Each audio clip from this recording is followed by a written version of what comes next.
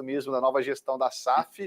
Por enquanto, contratação que o Cruzeiro investiu para pagar só o Christian, o volante. De resto, altos salários, mas jogadores sem contrato, né? O caso do Gabigol, que veio depois de encerrar o contrato com o Flamengo, Dudu, que rescindiu com o Paulo, não se apresentou, vai chegar essa semana.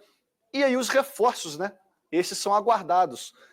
A gente está vendo aí nas informações que são 2 reforços, é pelo menos isso que o Cruzeiro espera, que seria o Marquinhos, um ponta-direita que pertence ao Arsenal, que estava no Fluminense e que está ajeitando detalhes burocráticos lá com o Arsenal, porque a liberação da Premier League, lá do Campeonato Inglês, não é tão fácil, mas ele deve aparecer essa semana ainda para ficar à disposição do Fernando Diniz.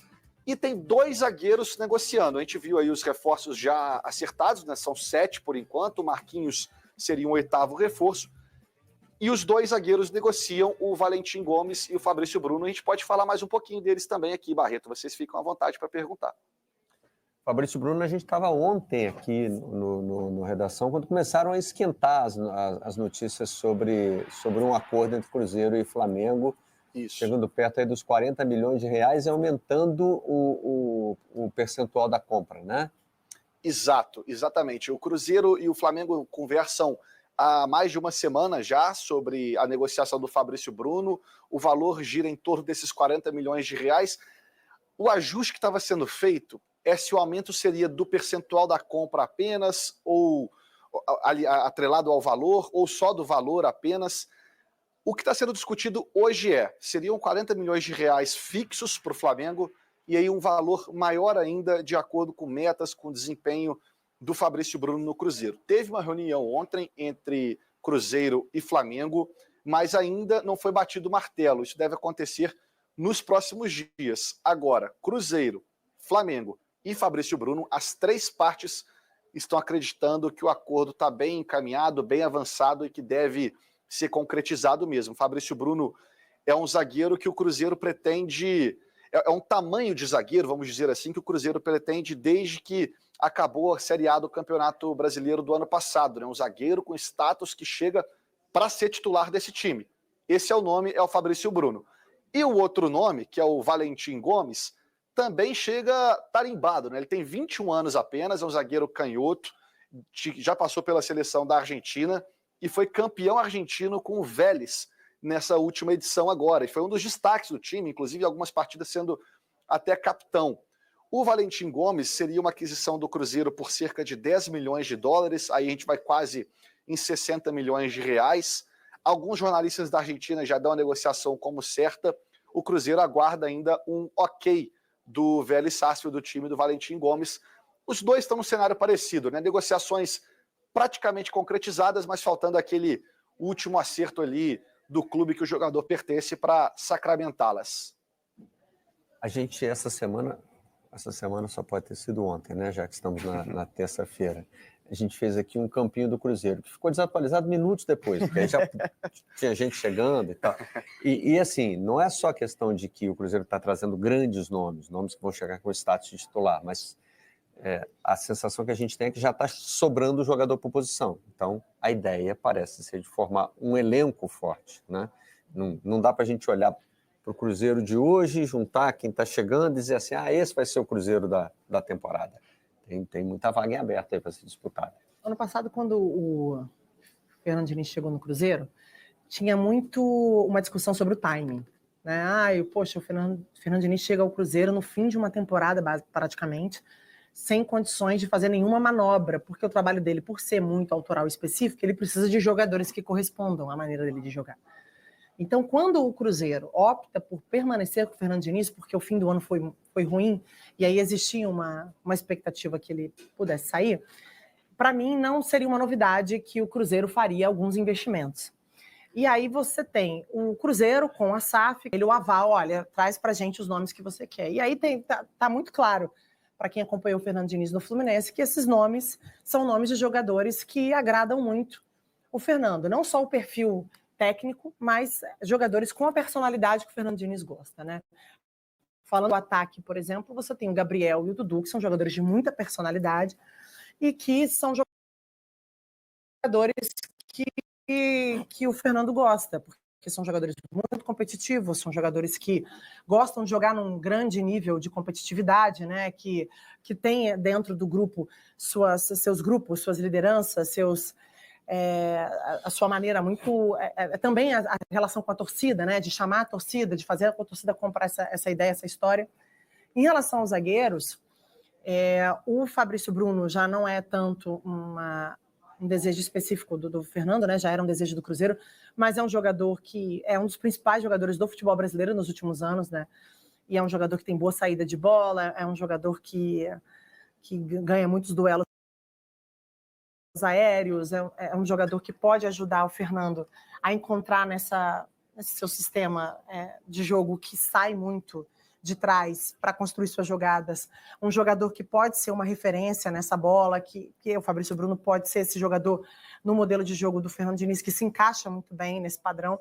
Então, a sensação que eu tenho é que um Cruzeiro conseguiu juntar a fome com a vontade de comer, que é um treinador que gosta de fazer com que os seus elencos funcionem da maneira como ele gosta de trabalhar, consegue trazer jogadores que ele acredita no potencial desses jogadores para o modelo de jogo dele, com um clube que tem condições de fazer isso, né? Que é o Cruzeiro hoje. A gente agora há pouco falou do Inter, do Grêmio, do mercado, mas é a realidade da grande maioria dos clubes nesse início de temporada. Exatamente. Se a gente pegar Cruzeiro e Palmeiras, são dois times que destoam da realidade de sua grande maioria. O próprio Botafogo tem se movimentado um pouco também. A gente está trazendo o recorte de 3 clubes para 20 de Série A. Então, acho que o Cruzeiro tem seu prestígio e também pode falar desse privilégio de ter uma SAF por trás desse negócio, dessa movimentação, e traz um recado muito importante, que vai se tornar um time competitivo nesse ano e que pelo menos vai fazer todos os esforços possíveis para se tornar competitivo no ano de 2025. Eu acho que o Cruzeiro, ele de fato está fazendo, está estimulando a maior curiosidade nesse começo de ano, né? Eu acho que a gente não tem nenhum clube que a gente crie tantas perguntas sobre rendimentos, sobre criação de expectativa mesmo. Como esse time vai jogar, como esse time vai funcionar, como os egos desses jogadores vão ser contornados, como eles vão se encaixar numa lógica do Diniz. Mas eu acho que dentre todas essas dúvidas, e cada um desses jogadores contratados, a maioria deles vem com dúvida, né? Você pega o Eduardo, o Eduardo já não jogava com grande intensidade no Botafogo no último semestre, veio de contusão. Você vai pegar o Gabriel Barbosa, o Gabigol, vem de 2 temporadas muito abaixo, apesar de ter feito os gols na final da Copa do Brasil. O Dudu, abaixo, brigado com o Abel. O Fagner, banco do Corinthians. Enfim, todos. O Bolázio, jogador de mais idade. O Rodriguinho é uma aposta, que veio do América Mineiro. O Christian também teve certos momentos irregulares ali no Atlético Paranaense. Ou seja, todos esses jogadores têm uma interrogação. O Fabrício Bruno não. O Fabrício Bruno é quase que uma certeza dentre eles. Um jogador que é jogador de nível de seleção, que teve uma proposta do West Ham negada por ele e depois uma do Rennes negada pelo Flamengo. Um jogador que tem talvez melhor cobertura diária no futebol brasileiro, uma das melhores, que perdeu o espaço para a dupla Léo Pereira e Léo Ortiz, mas que sempre foi a primeira opção ali no banco de reserva do Flamengo e muitas vezes sendo titular, além do fato de ser um jogador que tem um bom jogo aéreo. Eu acho que para a lógica do futebol do Diniz, ele pode até não ter um passe tão primoroso, um primeiro passe tão primoroso, mas ele com certeza vai ser um jogador veloz para recompor naqueles momentos em que os times do Diniz perdem a bola e precisam se recuperar com altíssima velocidade. Eu acho, de todas as contratações do Cruzeiro até aqui, aquela que mais me cheira a certeza. Eu acho que uma coisa do Fabrício Bruno que mais me chama a atenção é essa organização defensiva mesmo, né? Por isso que eu falo dessa primeira bola. Porque eu acho que é um jogador mais experiente, né? Acho que é um jogador que não foi um protagonista no Flamengo do ano passado, mas acho que o Flamengo passou por muitas questões também de protagonismo, acho que de própria titularidade, né, de encontrar um time, até pela mudança no comando técnico, e você trouxe 2 jogadores ali, Gabriel e Dudu, né? O Gabriel, eu falei isso essa semana no Esporte Espetacular, o Gabriel, o maior problema do Gabriel é o próprio sarrafo, que é muito alto. Se você pegar de 2018 até o ano passado, até 2023, o Gabriel foi artilheiro do Santos. Já é um retrasado. O ano aí, ó, Luca. O ano retrasado, então, até 2023. Meu recorde Virada é de 2023. ano, acontece isso. Sempre, né? Em 2018, ele já tinha sido artilheiro do Campeonato Brasileiro pelo Santos e também da Copa do Brasil. E aí a magia começa em 2019 com o protagonismo no Flamengo se tornando um ídolo de um dos maiores clubes do Brasil. Depois ele segue competitivo, ele segue artilheiro, decisivo, mas ele perde espaço, por exemplo, o ano passado, aí falando de 2024, por conta de escolhas do próprio Tite. Exato. E aí eu acho que tem também uma responsabilidade dele em conduzir algumas coisas fora de campo, que eu acho que ele não conduziu tão bem. Isso acabou acarretando na carreira dele. E isso também foi para o desempenho esportivo. Então o Gabriel termina o ano. Quem é o Gabriel, né? Quem é esse jogador que foi tão decisivo, apesar de ter sido ainda decisivo no fim do ano? Só que o Gabriel tem 28 anos. É um garoto que é muito ambicioso. Dá para ver que ele é ambicioso. Ele não gosta de passar despercebido em lugar nenhum. Né, um jogador vaidoso, e aí eu quero fazer o bom uso da palavra. Ele gosta de ser protagonista, ele tem isso é uma marca dele. Não consigo ver o Gabriel passando por nenhuma história sem tentar ser o protagonista ou sem ser o protagonista. E ele vai para as mãos de um treinador que gosta de trabalhar com esse tipo de jogador, que acredita nesse tipo de jogador, que aposta nesse tipo de jogador. Então, eu acho que por isso que eu falo da fome com vontade de comer. E o Dudu, ano passado, passa por problemas diferentes. O Dudu é um jogador mais velho, mais experiente, mas é um jogador também de seleção brasileira, que passou por lesões e isso tirou ele do time. Também fez com que ele se envolvesse com problemas fora de campo, que passava por uma negociação que acabou arranhando a imagem dele. Mas é um cara Cruzeiro, né? absolutamente competitivo. É um cara que, em plena forma, é um dos melhores para mim do Brasil. Eu acho o Dudu craque. Então, assim, eu acho que hoje o Cruzeiro, no papel, vocês podem me cobrar ao longo do ano, no papel, passa a ter um dos melhores do Brasil. No papel. Acho que, sem sombra de dúvidas, é um investimento que eu não esperava que o Cruzeiro teria capacidade de fazer.